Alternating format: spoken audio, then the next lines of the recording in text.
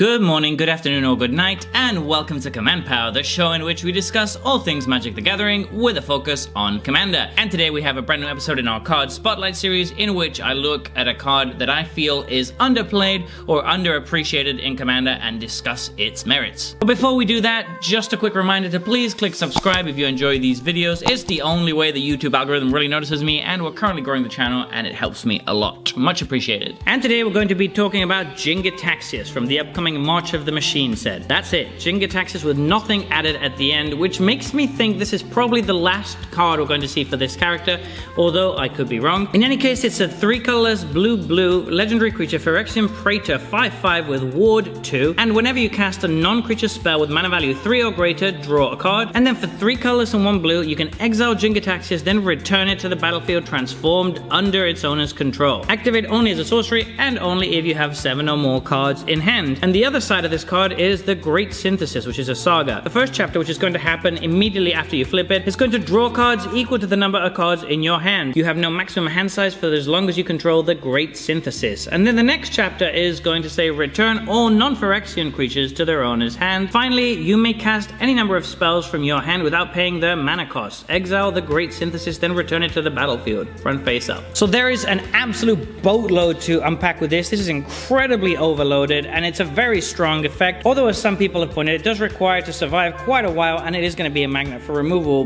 but having Ward 2 does make it a little bit harder to remove than normal. So anyway, the first part of the card is the card draw. Obviously, drawing a card whenever you play a non-creature spell with mana value 3 or greater is fantastic. There's a bunch of ways to draw cards with this without actually spending much mana at all. If you play stuff like cards with Delve, where you can reduce their mana to under 3, but still draw the card. That's obviously going to be very nice. Because of that first ability, it shouldn't be too difficult to keep your hand fully stocked and have 7 cards in hand, at which point you can flip this. And then when you flip it, it's when it starts to get really nuts, because the first time you do it, you're guaranteed to be drawing at least 7 cards from this. And then you don't need to worry about discarding until the Great Synthesis gets removed, so you're just going to have a fully stocked hand to deal with your opponents. Now, if you're a competitive player or somebody who spends a bit more money on their casual decks, then you could technically have Force of Will and all the free counter spells in your deck, and you've probably drawn one of them by this point, so it should be fairly easy to protect it after you flip. But in any case, we then move on to chapter 2, which has returned all non-Phyrexian creatures to their owner's hand. So this is just a straight up board wipe. It's going to dig you out of all sorts of sticky situations because there's not that many Phyrexian creatures running around. And the cool thing is, if you really wanted to, you could build your deck around the Phyrexian subtype, which I think would be a really sweet way to go with this. And then you just turn it into a one-side board wipe whenever you flip. That's amazing. Finally, the third mode is Super Win More, because then you're just going to play all of these cards that you've accumulated in your hand for free.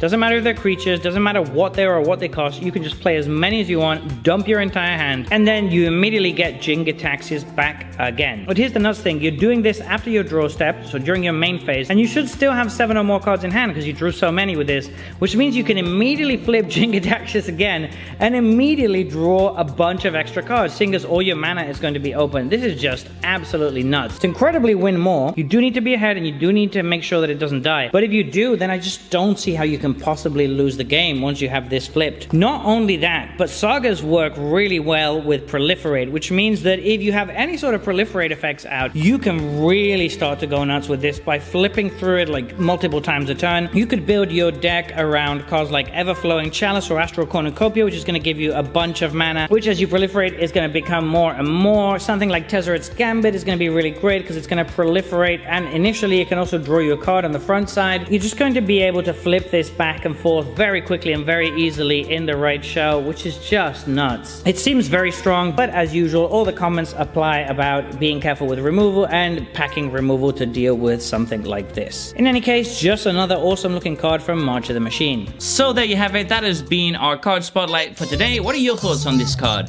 Let me know in the comments section below. I read all comments and respond to all of them too, and if you enjoyed this video, don't forget to click like or subscribe. It really helps the channel. And until next time, take care. Woo!